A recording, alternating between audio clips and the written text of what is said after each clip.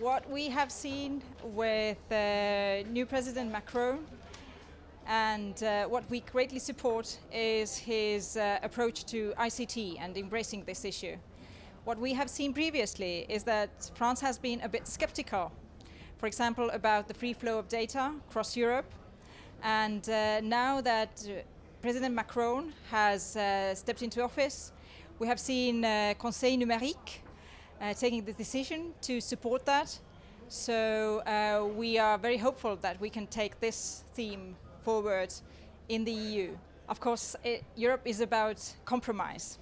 It is about big family of 28, now 27 soon, and it is about reaching a solution that fits everybody. So this is the hard part. What we need to do in terms of content is to build Europe's competitiveness. And as today also proved from the business side, from Spain, Germany, Italy, just as France, the business sector is very eager to try out new things to build their competitiveness.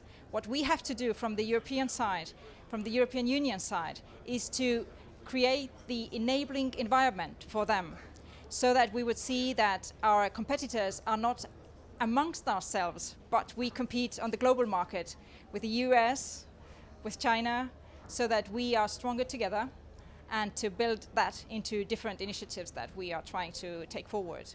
Of course, everybody wants to play out their cards the strongest way they can. But on the other hand, when we look at the global market, then we see that Europe is strong only when it is together. When even Germany, the motor of the European Union's economy, has said that globally we are a small country, then we don't need to look further. We are strong only if we are together with 500 million citizens. So therefore, everybody understands what is at stake, actually, I think. Well, it has been thanks to our tech-savvy people. People wanting to try out new things, so they have been open. And this has built into the confidence that yes, the state also can try out new things, so that people will take it up. And also from the banking sector came one of the first initiatives. So it was a conscious political decision to go forward very strongly with ICT. What we have seen is that this builds efficiency, financial gain, and also it builds confidence, because you cannot bribe the computer. Everything happens faster, it is more transparent, and also it has allowed us to take it into policy making, so that we can engage more people. So we have seen the gains, and this is why we are suggesting that perhaps the other European countries could also look into that experience and see whether this is something that they would like to have their backyard as well.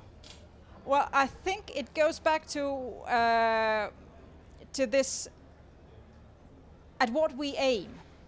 If we seek to be competitive on the global market, then we must do it together, because otherwise there's just not enough strength.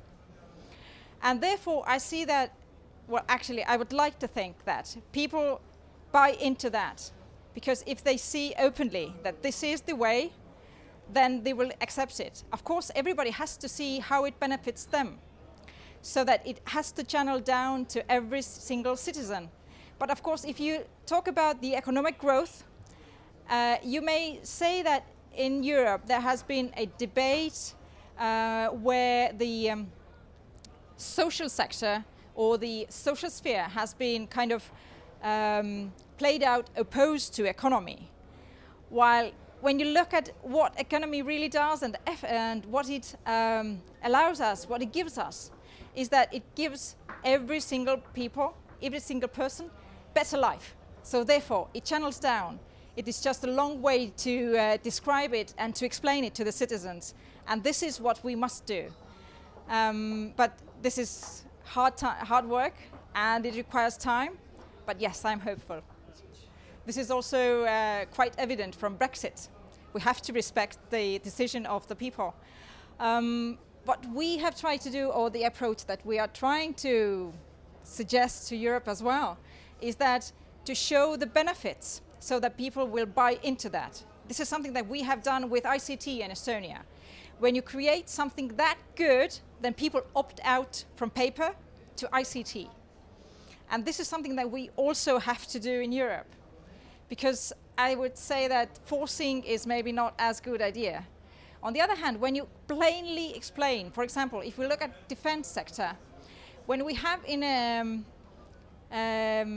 Europe about 178 defense systems, while in the US we have only 30.